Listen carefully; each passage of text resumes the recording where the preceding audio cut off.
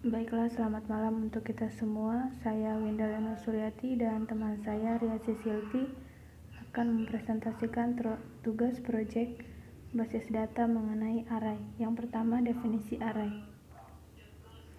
Sebuah array dapat mempunyai elemen yang seluruhnya berupa integer atau karakter atau string. Bahkan dapat pula terjadi satu array mempunyai elemen berupa array.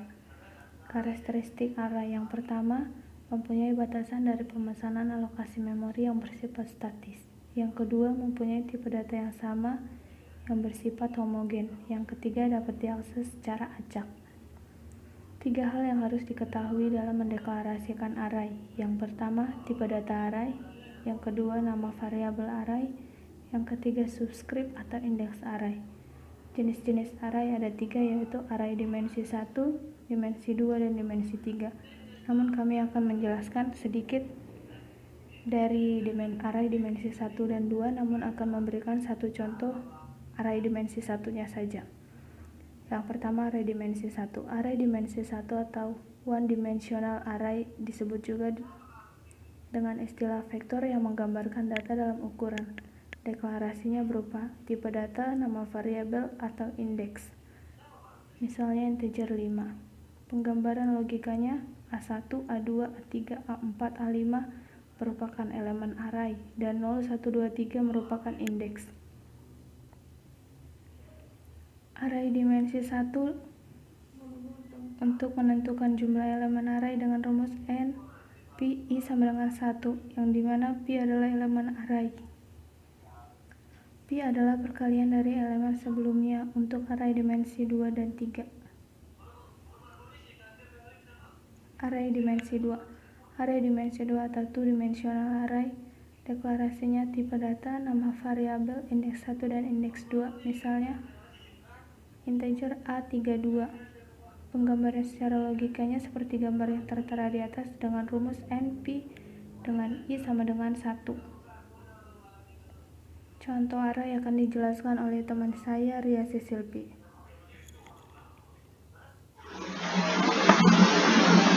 Oke, kita langsung saja ke codingannya.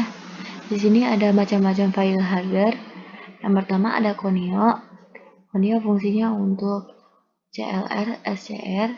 Terus ada stdio, fungsinya untuk get. Ada iostream, fungsinya untuk cout, syn, dan idle. Di sini ada manip juga, fungsinya untuk setHeight dan setback. Di bawahnya ada tipe-tipe data. Di sini ada char6. Kita kasih 35 sama 10. Terus integernya ada i, j sama goal 10. Itu untuk golongan jabatan. Terus pen di sini 10 untuk pendidikan. Terus jamnya 10 untuk jumlah jam. Di sini ada lembur pertama 10, sama lembur kedua 10. Di bawahnya ada long, tipe data long. Sini ada tunbat 10, tunjangan jabatan 10, tunpen, tunjangan pendidikan 10, bersih untuk gaji bersihnya 10, junji 10 untuk jumlah gaji. Ini ada totalnya 10 sama pajaknya 10. Di sini ada cout untuk tampilannya PT Blackpink, terus masukkan jumlah karyawan. Sini ada karyawan keberapa, terus nama karyawannya kita isi pakai get nama. Golongannya di sini ada golongan jabatan pertama, kedua, sama ketiga. Itu pakai goal. Terus pendidikan ada pendidikan pertama SMA, pendidikan kedua D3, dan pendidikan ketiga S1. Itu pakai pen. Di sini jumlah jam kerjanya juga pakai jam. Di bawah ada perhitungan tunjangan jabatan, yaitu yang pertama 0,05 dikali 700.000. Terus tunjangan jabatan yang kedua 0,1 dikali 700.000, dan selanjutnya 0,15 dikali 700.000. Di bawah juga ada tunjangan pendidikan. Tunjangan pendidikan yang pertama itu 0,5 dikali 700.000. Tunjangan jabatan kedua itu 0,1 dikali 700.000 dan tunjangan ketiga 0,15 dikali 700.000.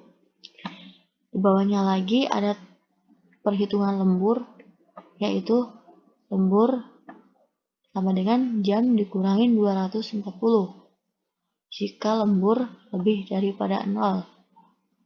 Lembur kedua yaitu lembur pertama dikali 2500 jika lembur bukan 0. Di bawah ada jumlah gaji. Perhitungan jumlah gaji sama dengan 700.000 ditambah tunjangan jabatan tambah tunjangan pendidikan. Terus pajaknya di sini 0,1 dikali jumlah gaji. Tunjangan di sini ada gaji bersihnya, jumlah gaji dikurangin pajak. Terus di bawah ada total. Total gaji sama dengan total ditambah jumlah gaji dikurangin pajak. Terus di bawahnya lagi di sini ada tampilan akhir.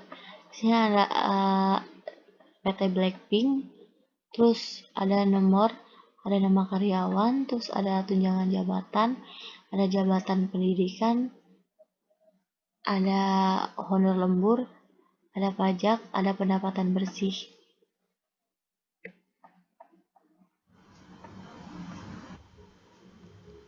Oke, langsung saja kita lihat tampilannya kayak gimana. Kita run.